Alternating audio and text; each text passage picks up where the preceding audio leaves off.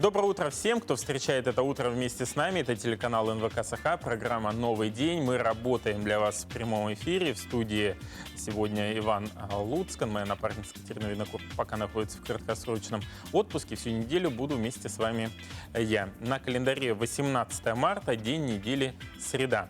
Ну, начнем с самых горячих новостей, которые стали бурным обсуждением вчера вечером в социальных сетях, на кухнях и в коллективах. Это, конечно же, коронавирус. И та паника, которая вокруг него создается, конечно, ничего хорошего не предвещает. Давайте теперь абстрагируемся от фейковых новостей, которые чаще всего гуляют по нашим мессенджерам, а сосредоточимся на оперативной и достоверной информации от первоисточника. В данном случае это глава Республики Саха-Якутия Арсен Сергеевич Николаев.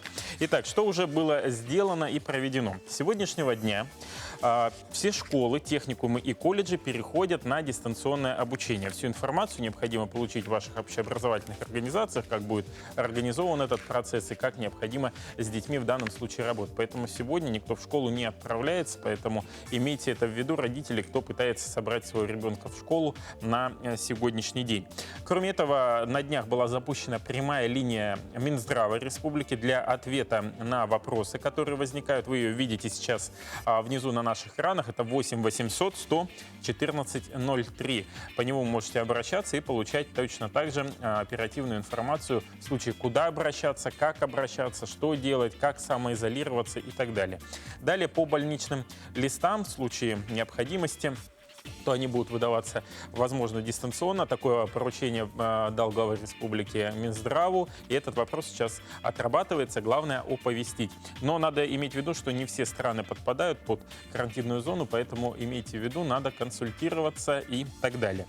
Также остаются работать детские сады, поэтому детей туда вы можете отправить, но решение всегда остается за вами. Что касается случая, да, который, возможно, был к нам завезен. Один случай пока находится на диагностике. Это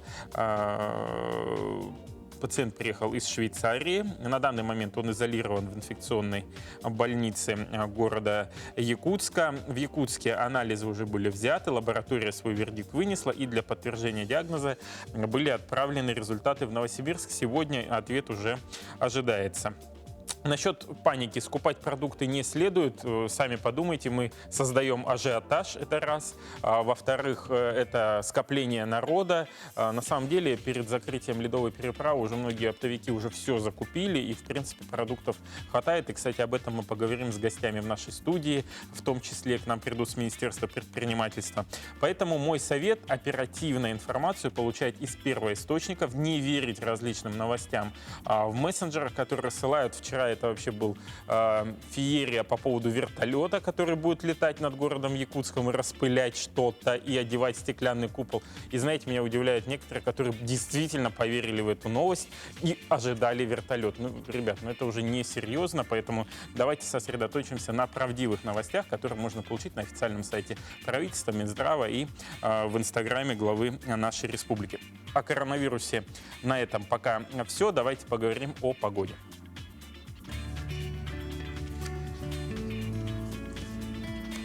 Сегодня, по данным Якутского управления по гидрометеорологии и мониторингу окружающей среды, в центральных Улусах температура воздуха утром минус 12, минус 21.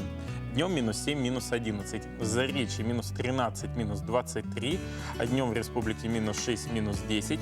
На юге республики минус 8, минус 13. Днем минус 1, минус 3. В Вилюйских Улусах минус 9, минус 15. Днем минус 11, минус 15. В Нижнеленских Улусах минус 16, минус 25. Днем минус 15, минус 23. На западе республики минус 4, минус 14. Днем минус 2, минус 12. В Колымо-Индигирских Улусах минус 15, минус 23. Днем минус 12, минус 22. В Ямских Улусах минус 21, минус 26. Днем минус 18, минус 24. На северо-западе минус 30, минус 33. Минус 22, минус 28 будет днем. В Якутске в 6 утра температура воздуха составляла минус 11 градусов. Атмосферное давление 742 миллиметра ртутного столба. Ветер будет дуть северо-западный, скорость его будет составлять 2,5 метров в секунду. Ну а днем ожидается в столице республики пока комфортная температура минус 8, минус 10 градусов. Теперь поговорим о хорошем. 18 марта отмечается как День воссоединения Крыма с Россией. 6 лет назад произошло это историческое событие, и передают привет из солнечного Крыма нам наши земляки. Дорогие земляки, крымская весна не только восстановила историческую справедливость, но и позволила каждому жителю России не только приезжать в гости в Крым, но и поселиться там. Немало исторических событий и фактов объединяют наши два очень далеких географически, но близких по духу города. Улица Якутская в Нахимовском районе Севастополя возникла в первом десятилетии прошлого века и названа в честь Якутского пехотного полка, участвовавшего в обороне Севастополя.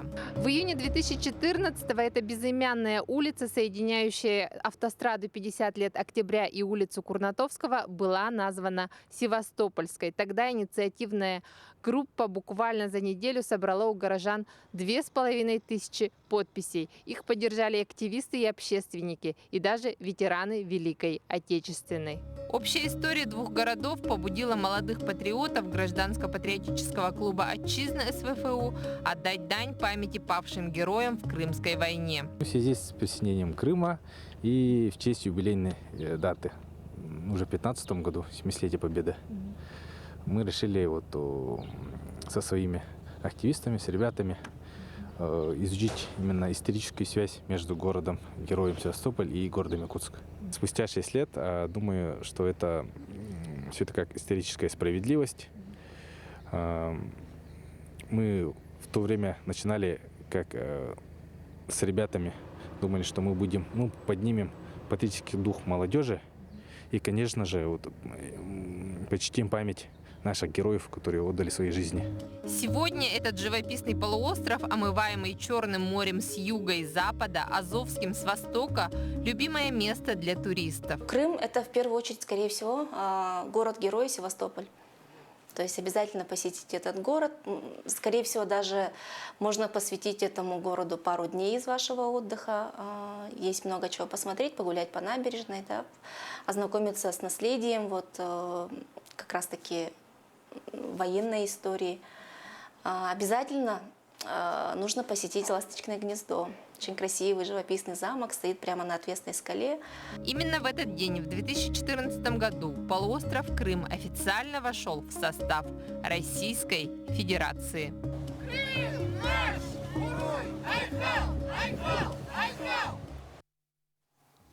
Еще раз доброе утро. Мы продолжаем. Телефон у нашей студии 8 914 279 22 62. Вы можете на него отправлять ваши WhatsApp-сообщения с поздравлениями, с разными новостями. Вот одно из которых пришло. Сегодня с днем рождения хотим поздравить прекрасного, доброго, спортивного, остроумного человека, уважаемого коллегу Владислава Ушницкого.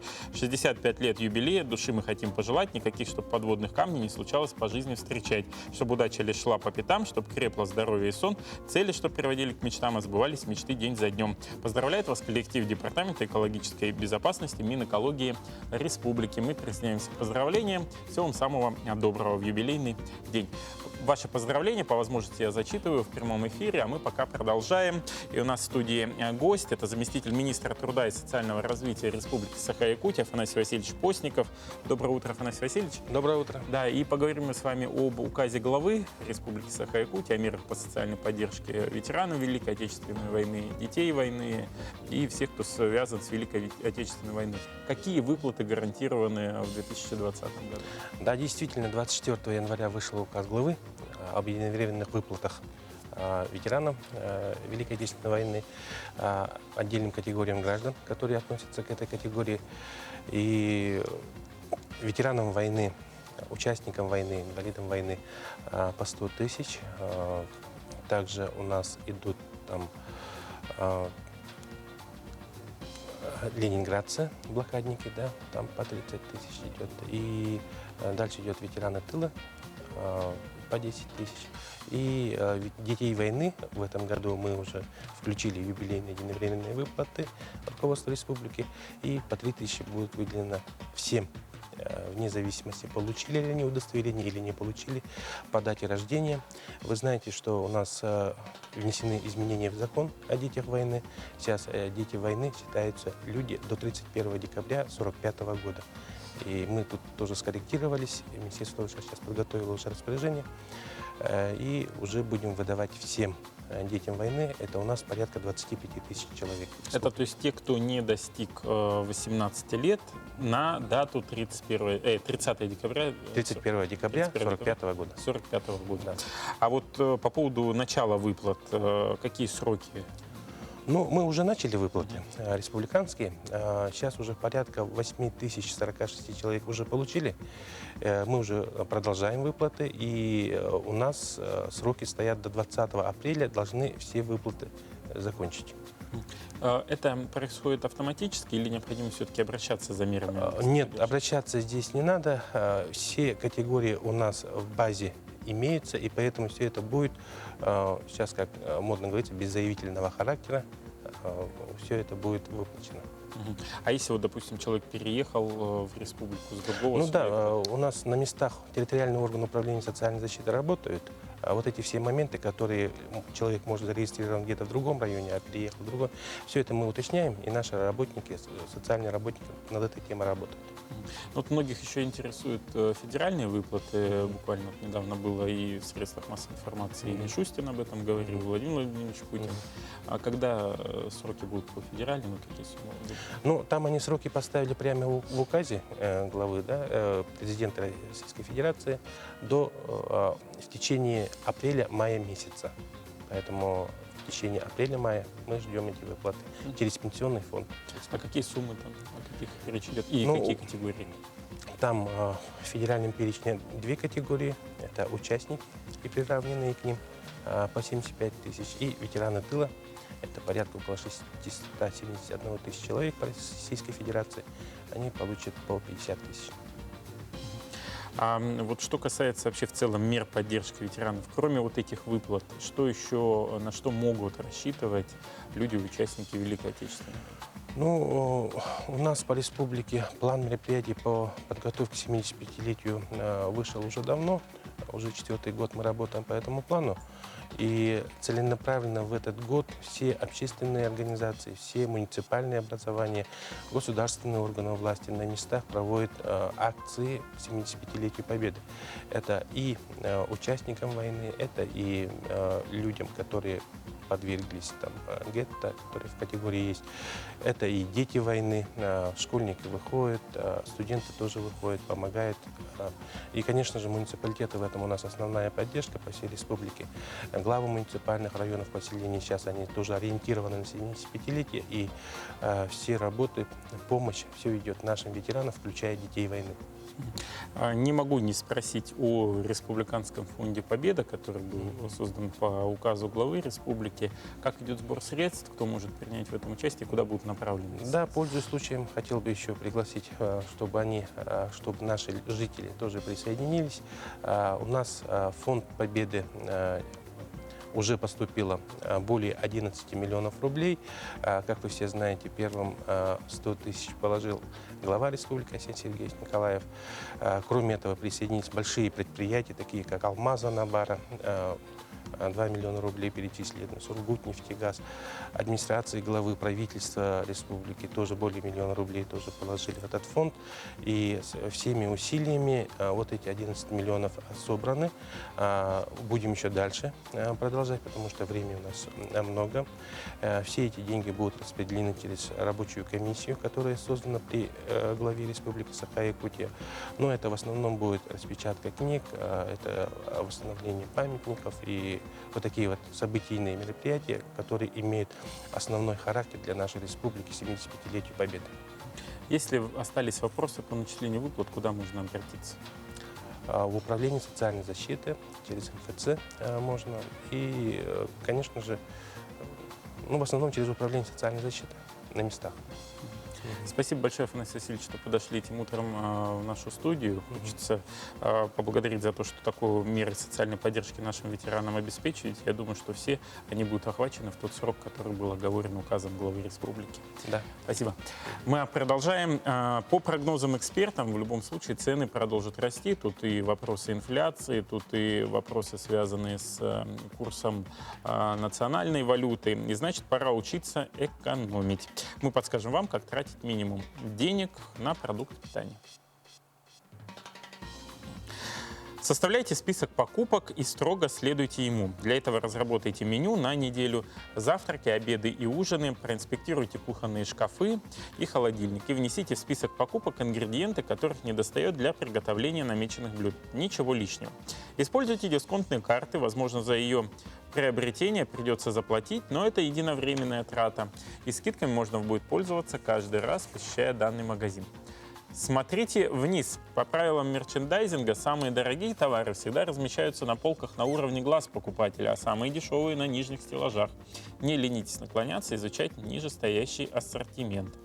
Не переплачивайте за имя. Продукты известных марок стоят всегда дороже, но это не всегда гарантия качества и вкуса. Присмотритесь к менее именитым, но более дешевым аналогам, например, торговым маркам сетевых магазинов. Как правило, вкусовые характеристики ходовых товаров, растительное масло, бакалеи и прочее не отличаются от брендовых. Не тратьтесь на бутылированную воду. Выгоднее купить однажды фильтр для очистки воды. Не переплачивайте за упаковку. Молоко в невзрачном пакете может быть даже вкуснее и дешевле напитка в бутылке, а сыпучие продукты на развес выгоднее упакованных в красочные коробочки. И посещайте ярмарки. Обычно они проходят по осени-весне, а там можно всегда выгодно купить фермерские продукты, картофель, яйца и другие. Надеюсь, наши советы, вот в частности, как смотреть товары на полке, вам помогут, потому что это секреты маркетинга, которые используют наши продавцы, и поэтому можно вот благодаря этому сэкономить достаточно приличную сумму денег. Признаюсь честно, я всегда так делаю, всегда мониторю цены и смотрю, где какой товар. Еще иногда любят сроковые ставить тоже вперед, а если покопаться дальше, то там можно найти более те, которые по сроку более длительного хранения. Двигаемся далее. Белки в глаз попасть, рассказывали про наших снайперов. Действительно, это было так. Не только патроном, но и дробью. А чтобы имя их было в веках, сейчас проходят различные чемпионаты по пулевой стрельбе. Подробности далее. Наш регион значится как охотничий регион, и это неспроста. Почти каждый мужчина в нашей республике имеет ружье и с трепетом ожидает каждый охотничий сезон. Поэтому стрелковые виды спорта особенно в почете, и в эту субботу в Дюшес-5 прошло очередное соревнование. Республиканские соревнования на призы снайпера Великой Отечественной войны Егора Константиновича Петрова, уроженца Сунтарского улуса. Всего участников 182 из 19 команд. Чем же знаменит наш земляк Егор Петров? В 1941 году простой колхозник, кадровый охотник, оставил свой аллас, 4 детей и беременную жену. С 1941 по 1942 года он является красноармейским стрелком.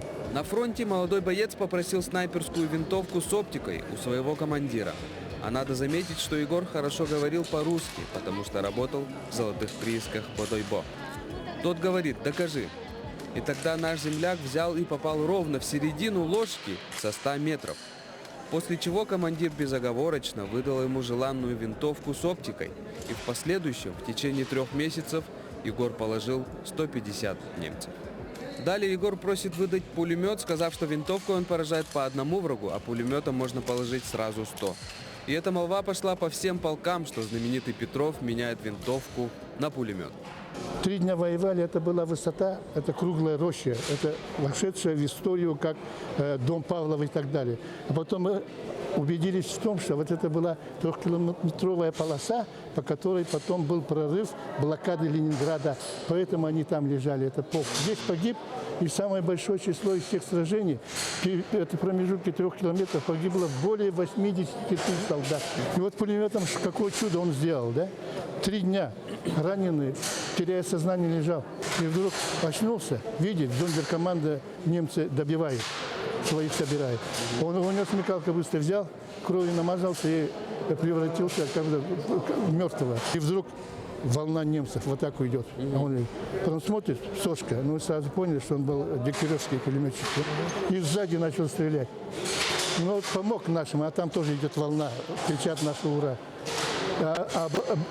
Бадула, вот этот лейтенант, сразу догадался. Чей же пулемет? Он сразу догадался и верил. Это, говорит, мой Петров. Внутри каждого якута находится охотничий азарт.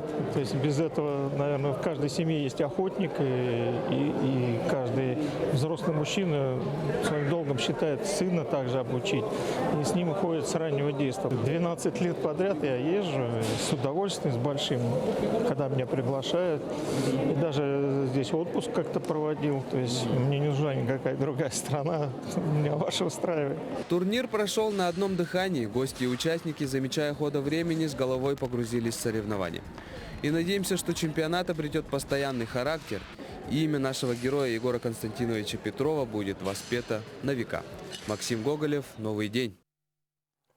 Мы продолжаем. Жители Алтанского наследия Амгинского района поздравляют ветерана труда Михаила Петровича с юбилеем. Желаем счастья, крепкого здоровья, с наилучшим пожеланием Юмшановой из Амгин. Вот такое сообщение пришло. Еще пришел один вопрос из Миконского района, но это мы обсудим с нашими гостями чуть позже. А пока информация по поводу, как необходимо сохранить осторожность во время пандемии вируса. Вот что считают эксперты об опасности тех или иных предметов во время вспышки коронавируса. Книги из библиотеки относительно безопасны. В то же время опасности в библиотеке немало. Вирус может быть на полках с популярными книгами, если они открыты, и на столах в читальном зале. Следует быть осторожным со всем, чего чаще всего касаются другие люди. Экипировка в спортзале, тележки и корзинки в супермаркете, дверные ручки, игрушки в детском саду могут представлять опасность, в то время как индивидуальные шкафчики и прочие вещи, которыми вы не делитесь с другими людьми, должны быть в порядке. Если вы прикоснулись к потенциально зараженному предмету, как можно скорее вымойте руки и не трогайте лицо. По данным Всемирной организации здравоохранения, риск заразиться от посылок абсолютно минимален. А вот смартфон точно следует чистить. Мы носим его везде, достаем из кармана или сумки множество раз в день, и он способен стать настоящим рассадником болезни. По возможности не подносите смартфон к лицу и разговаривайте через громкую связь или наушники. Но не забывайте регулярно чистить их тоже. Вот такие советы. Давайте теперь поговорим с гостями нашей студии как раз о развитии предпринимательства в период эпидемии коронавируса, что делают наши местные предприниматели для этого, какие мероприятия отменены, а какие, наоборот, будут развиваться. Об этом мы поговорим с Карбышевым Максимом Геннадьевичем, первый заместитель министра предпринимательства, торговли и туризма Республики Саха-Якутия. Доброе утро. И с Ипатиевым Вячеславом Георгиевичем, заместителем председателя Координационного совета по туризму при правительстве Республики. Доброе утро. Ну, первый вопрос. Какие меры предпринимаются министерством предпринимательства, торговли и туризма по недопущению коронавирусной инфекции у нас на территории? Да, действительно, все знают, у нас в республике создан оперативный штаб по предупреждению коронавирусной инфекции. Есть еженедельно рассылаются предостережения и предписания Роспотребнадзора, в том числе министерством у нас разработан комплекс мер по работе с туроператорами, которые оказывают туристические услуги для приезжающих гостей. Мы пересмотрели формат нескольких мероприятий, которые были запланированы у нас в республике, отменили часть мероприятий, которые связаны с большим скоплением людей. У нас сейчас существуют ограничения, то есть не более 50 человек на мероприятии должно быть находиться, да, поэтому все мероприятия, превышающие данную численность, они рекомендованы к отмене, да, и в принципе отменяются. Вот, у нас большая работа проводится с гостиницами по повышению уровня дезинфекционных работ, это и обработка поверхностей, снабжение масками и прочие вещи. Вот по поводу Тамтора, да, отменен полюс холода. В этом году уже точно не пройдет? То есть перспектива следующего года? Да, действительно, наше традиционное мероприятие – это фестиваль на полюс холода. Оно несколько лет проходит, оно вызывало большой интерес среди туристов, создавало очень хорошие условия заработать местным предпринимателям в Тамторе. Но, к сожалению, в связи с такой ситуацией изначально было принято решение о переводе на муниципальный уровень. Вот, но муниципалитет тоже такое решение принял, что все-таки отменить этот фестиваль. Вячеслав Георгиевич, ну, по поводу внутреннего туризма, будет ли он сейчас развиваться в условиях распространения инфекции? И наоборот, есть ли возможность у наших предпринимателей в этом плане создать определенные условия? Ну вот как раз внутренний туризм-то при таком развитии сценария как раз и может подняться. Потому что часть потока, скажем, центральных городов России, те, если границы будут закрыты, А люди хотят все равно отдыхать, у них запланированы отпуска, и многая часть людей, конечно, будет предпочет путешествовать по России, в том числе и в Якутии. Поэтому те фирмы, республики, которые занимались внутренним туризмом, они получают шанс доразвить свои предложения, предложить более широкий ассортимент для этих приезжающих гостей, и как раз заработать на такой ситуации. То есть у них такой шанс есть. Хуже будет тем, которые ориентированы на иностранцев, на въездной туризм. Если ситуация будет развиваться по худшему сценарию, то есть это запрет будет на въезд в страну и на выезды из тех стран, то, конечно, они могут потерпеть убытки. Но, опять же, если они сориентируются и кроме места иностранцев они предложат свои программы и поездки для российских туристов, то они могут компенсировать эти потери. То есть вы как раз призываете к тому, чтобы наши местные предприниматели как раз ориентировались на внутренний рынок и создавали условия. Да. Они создавали условия и более широкий ассортимент предложили своих программ как раз для приезжающих туристов. Максим Геннадьевич, есть. Вот по поводу паники, которая по продуктам сейчас началась, стоит ли вообще паниковать или нет? Нет, паниковать не стоит. В принципе, мы со своей стороны подключились к этой проблеме, да, к так называемой проблеме. У нас проводятся сейчас еженедельные рейды, в том числе по оптовым торговым точкам, по розничной торговле. В принципе, сейчас вообще в республике максимальный запас товаров создан в соответствии в связи с тем, что переправа вот она скоро будет закрываться, да, ну и такого ажиотажа в магазинах нет. Были определенные сложности там по антисептическим товарам, да, но это выравнивается, эта ситуация. Маски? С масками проблемы есть, но глава республики дал поручение в течение недели полностью снабдить все торговые точки, аптеки масками. Сейчас у нас работа с бизнесом, с местным проводится для того, чтобы местные предприниматели тоже к этому подключились и занялись производством масок. А куда можно сейчас съездить вот нашим жителям, чтобы отдохнуть и, наоборот, вирус не подцепить? Вообще, конечно, рекомендуется все-таки достаточно изолироваться, да, от общества, но наименьшая возможность заражения – это на открытом воздухе, туры выходного дня, то есть таких комплексов туристических в пределах города Якутска у нас достаточно большое количество, поэтому жители города Якутска, в принципе, могут отдохнуть.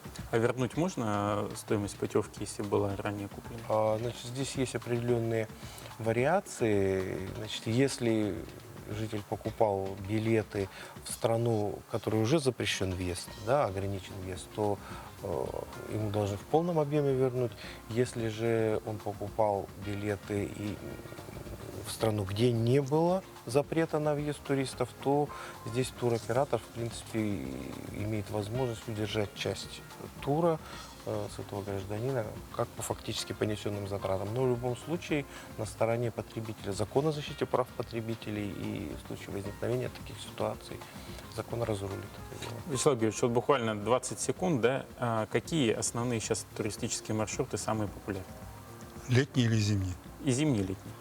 Ну, самый популярный объект в республике – это Ленские столбы. Он и для приезжающих гостей, для иностранцев самый популярный объект. И для якутян то же самое. Все уезжают на Ленские столбы. Ну и плюс загородная база, которая у нас около города есть, отдых там. Да. Спасибо большое, что подошли к нам в студию, достоверно, оперативно предоставили информацию о том, что делает предпринимательское сообщество, чтобы ликвидировать те последствия от коронавирусной инфекции. Надеюсь, что все у нас будет хорошо и замечательно. Сейчас мы прервемся на короткую паузу. Далее мы продолжим. Оставайтесь вместе с нами.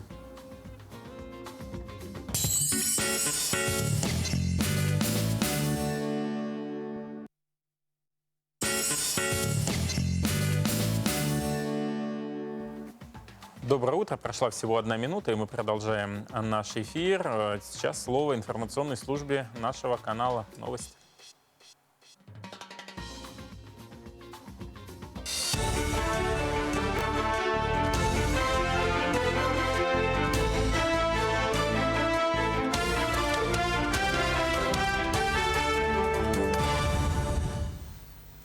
Здравствуйте, это новости, в студии Василий Раченко, и о главном к началу дня.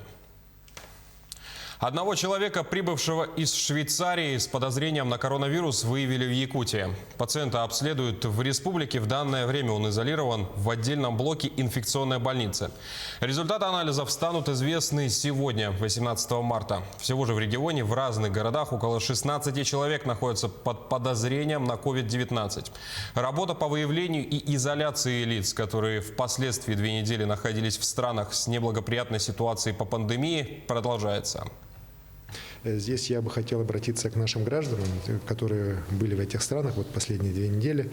Все-таки надо обращаться сейчас в Роспотребнадзор или в учреждение здравоохранения для того, чтобы вас поставили на учет, самоизолироваться, то есть, нежелательно из дома не выходить, ограничить контакты, не ходить на работу. При этом работодатели обязаны в этих случаях больничный лист предоставлять. Это будет делаться все дистанционно, и работодатели потом будут зарплату платить. Поэтому здесь не надо бояться, что если вы самоизолируетесь, то вы потеряете в своей заработной плате. И после этого будут по определенному механизму делаться анализы, которые подтвердят или не подтвердят наличие коронавирусной инфекции.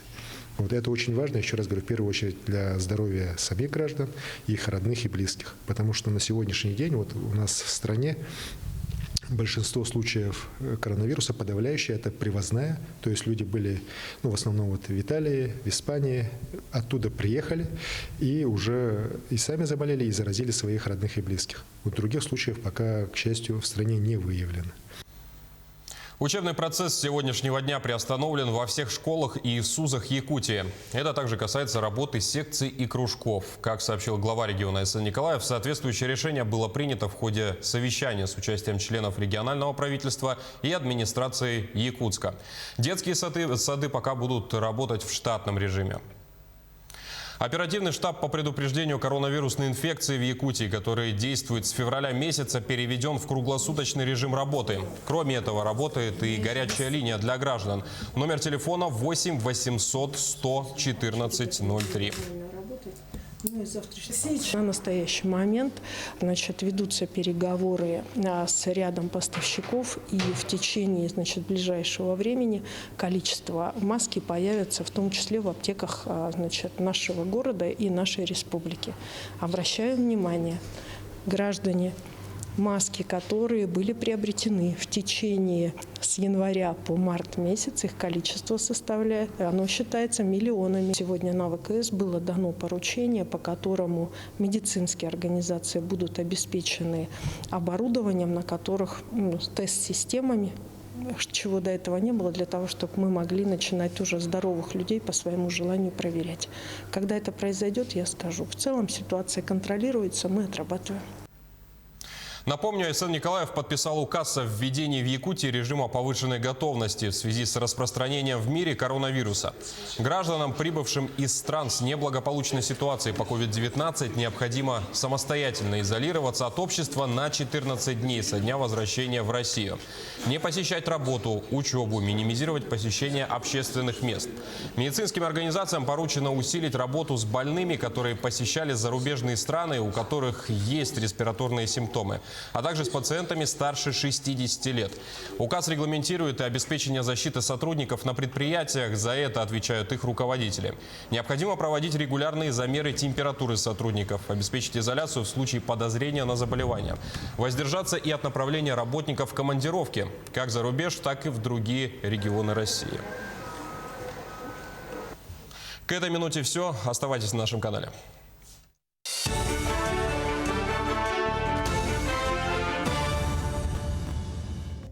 Спасибо нашему информационному блоку за оперативные новости. Необходимо соблюдать правила безопасности. И наш следующий сюжет подскажет, как правильно мыть руки.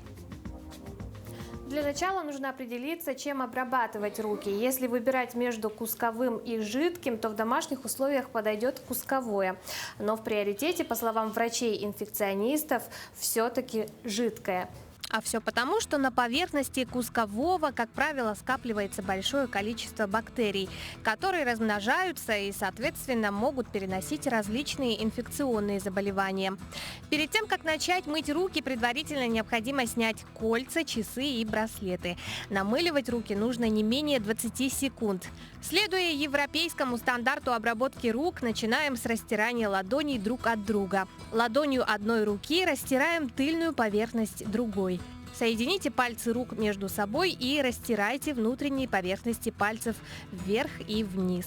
Соединив пальцы в замок тыльной стороной согнутых пальцев, растирайте ладонь другой руки. Вращательные трения проделайте с большими пальцами и с запястьями. Повторите ту же последовательность движений под струей воды. После мытья рук их необходимо вытереть. Самое безопасное в плане санитарно-гигиенических правил – использование бумажных полотенец. Они хорошо и быстро сушат и, как правило, для одноразового пользования. В самолетах, поездах и в других случаях, когда руки помыть нечем, поможет антисептический гель. Но нужно помнить, что такие гели содержат антибактериальные средства, которые пагубно влияют на нашу нормальную микрофлору, которая также в большом количестве находится на наших руках и имеет защитные свойства от других болезнетворных бактерий. Поэтому используйте антисептические гели лишь в исключительных случаях. Такая же история и с влажными салфетками. Мойте руки правильно, и чем чаще, тем лучше.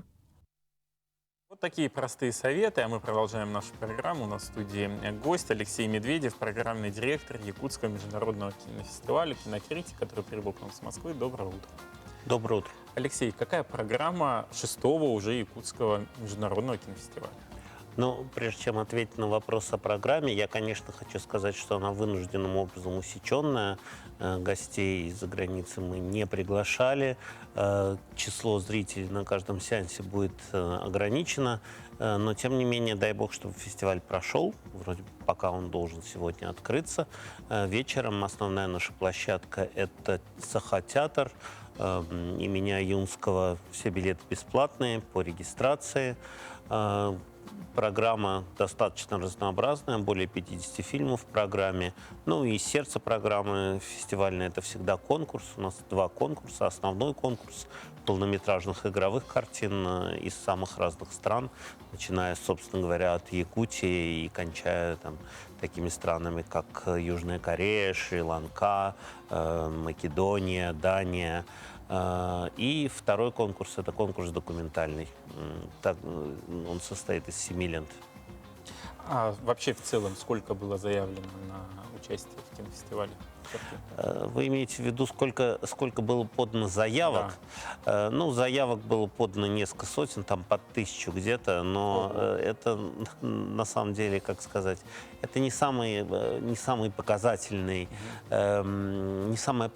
цифра, потому что в мире очень много кинематографистов-любителей, которые будут счастливы завалить вас своими работами, но не все из них достойны того, чтобы быть показанными. Для того, чтобы... Сколько достойных? Да.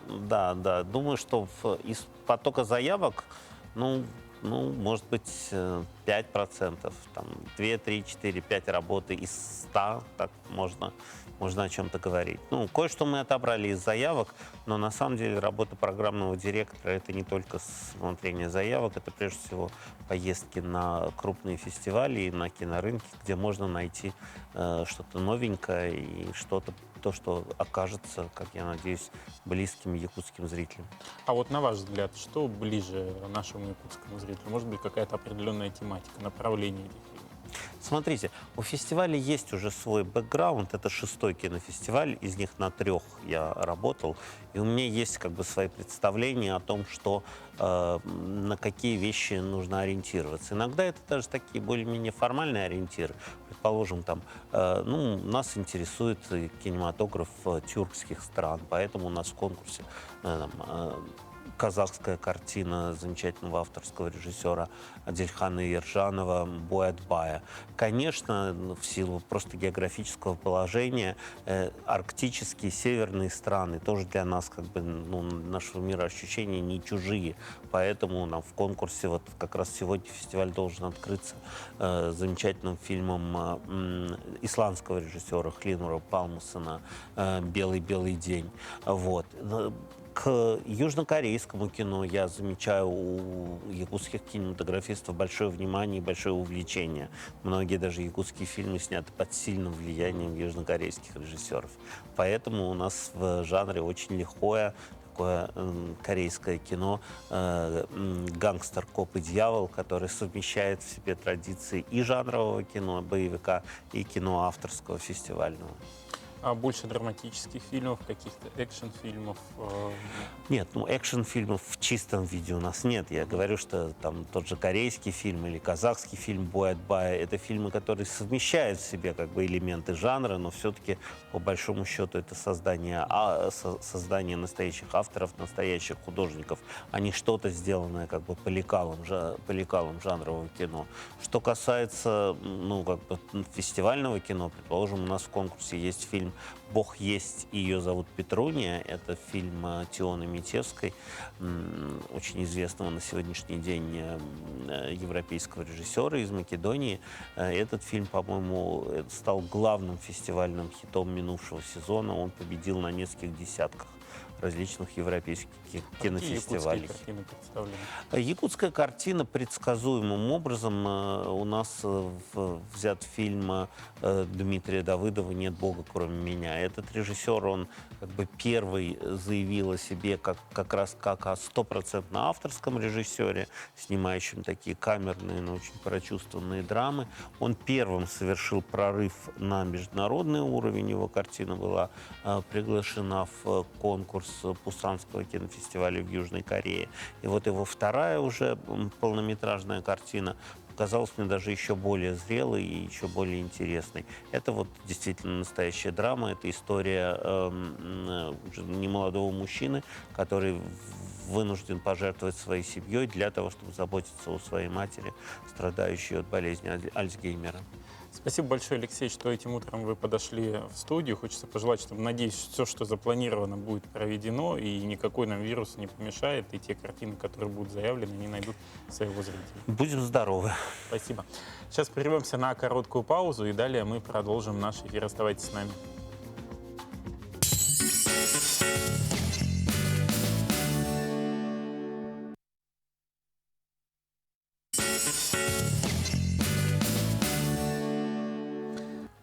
Продолжаем наш эфир и поздравляю с днем рождения Конечникова Владимира Романовича. С днем рождения, крепкого здоровья, удачи, всех земных благ. Катя, Володя, Олеся, Света передают вам большой привет. С днем рождения. Двигаемся далее. Прогноз погоды на сегодня. По данным синоптиков, сегодня днем в центральных улусах -7, -11, в Заречье -6, -10, на юге республики -1, -3, в Вилюйских -11, -15, а в Нижнеленских улусах -15, -23 градуса, на западе республики -2, -12 градусов, в Янских улусах -18, -24 градуса. На северо-западе республики -22, -28. В Якутске в 6 утра температура воздуха была -11 градусов. Атмосферное давление 742 миллиметра ртутного столба. Ветер северо-западный 2,5 метров в секунду. Днем ожидается в Якутске -8, -10 градусов. А мы продолжаем. Всего в годы Великой Отечественной войны из Алдана 7 героев Советского Союза. Сегодня юный армеец города Алдана Юлия Баранникова расскажет о герое Великой Отечественной войны Стрельцове Викторе Николаевиче.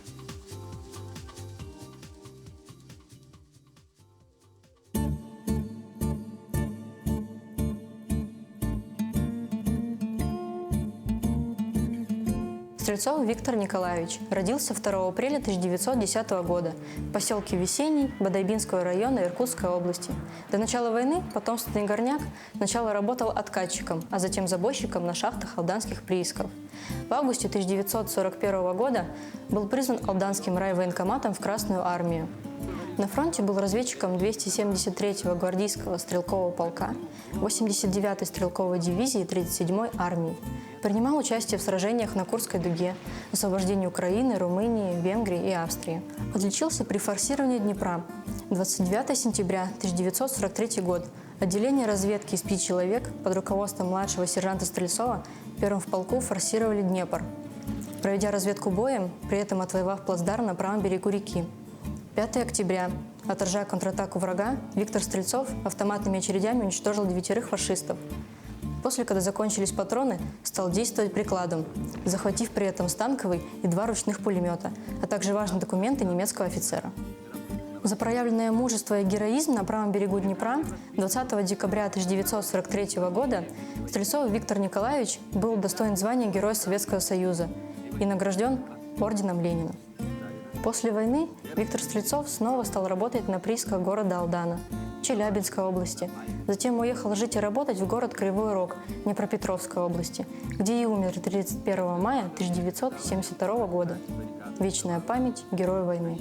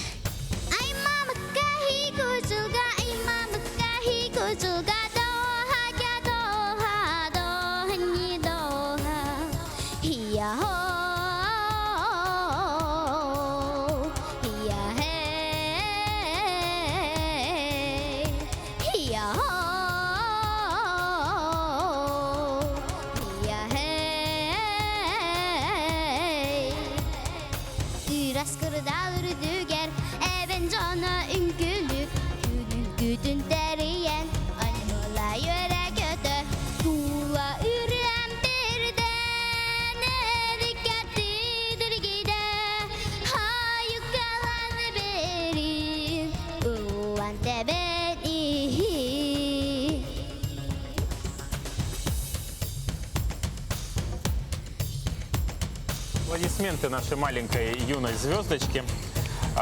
Представительница ансамбля «Колымские звездочки». У нас здесь руководитель этого ансамбля Винокурова Надежда Васильевна. Доброе утро.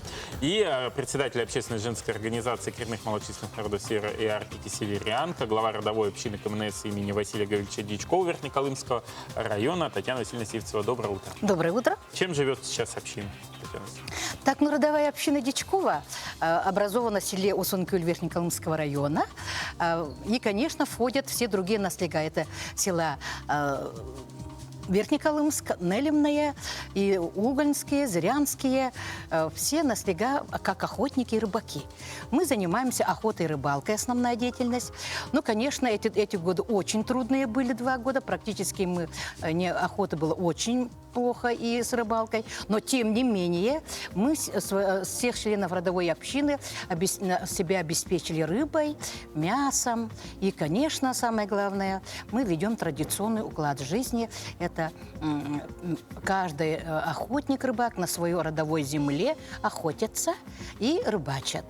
Конечно, мы большое внимание уделяем, чтобы наши охотники и рыбаки закрепили за собой родовые земли своих предков.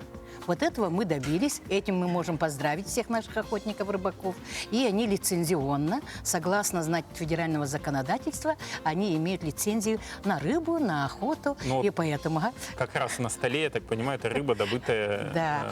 И, конечно, наша рыба, добытая в 24 озерах и одной река Колыма, вот наша юкола, это у нас пеледь озерный, это речной, всеми знаменитый чебак, вяленый и сушеный, и копченый. И, конечно, в лесах наши женщины собирают, знаете, ягоды, грибы. Перед вами морожка, вижу, да, орехи.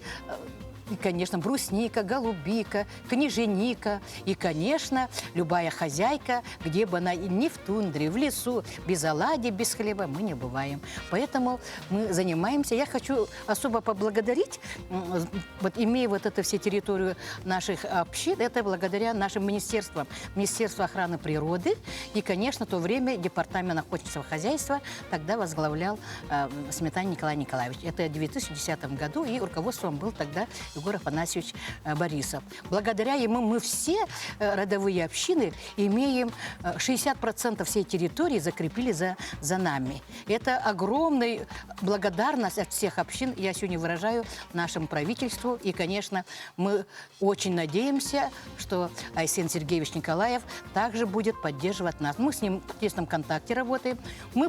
Община за эти годы стала одной из лучших родовых общин по сохранению традиционного уклада жизни. Мы в северной цивилизации ежегодно бываем. И, конечно, мы гордимся тем, что на территории Туймады, Исыха и Усхатын в прошлом году мы заняли, родовая община Дичкова, первое место в конкурсе «Саламат». Вот как раз-таки и колымские звездочки, да. они тоже действительно настоящие Да. звезды. Надеюсь, чем можно гордиться вашим?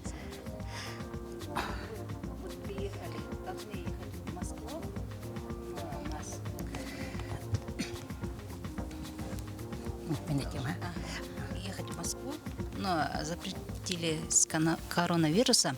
Но мы вчера участвовали в международном фестивале «Хеджи», вот дети, и взяли вот такие сертификаты и дипломы за участие. В ансамбле участвуют дети Данилова Милена, Гуляев Аял, Афоня Олисов, Родион Ларионов, Каролина Макеева. А сколько вообще всего участников ансамбля? 5 детей. И где уже успели побывать?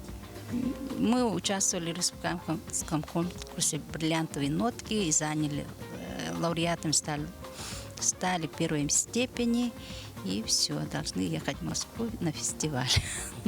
Ну вот у вас сейчас поездка тоже, да, предстоит? Да, конечно, я бы хотела добавить, что вот эти наши дети, вот, которые вчера всю республику обрадовали, знаете, вчера был очень значимый для нас Эвенов второй фестиваль республиканского хороводного танца «Хедя». И вот наш Верхнеколымский район мы показали таежную «Хедя». И, конечно, мы очень красивый спектакль показали, как мы встречаем гостей. Мы вчера показали, как мы танцуем хороводные. Знаете, это медленные, средние и быстрые темпы. И, конечно, наши дети показали очень красивые танцы, песни. А взрослые, мы все вместе с детьми танцевали «Хедя». А вообще, надо сказать, что в последнее время вот наше село Усункуёль имеет статус мест компактного проживания. Тут у нас живут эвены, юкагиры, эвенкийка, основное население якутское и русское, многонациональный поселок. Но очень достойно многие годы существует ансамбль «Лондон». И я хотела бы сегодня добавить и поблагодарить... Ага. Я, конечно, понимаю, да, просто хочу сейчас слово детям предоставить, которые выступят как раз из колымских звездочек, которые тоже к нам издалека приехали. Это наши дети танцевали. Да. Наш ансамбль.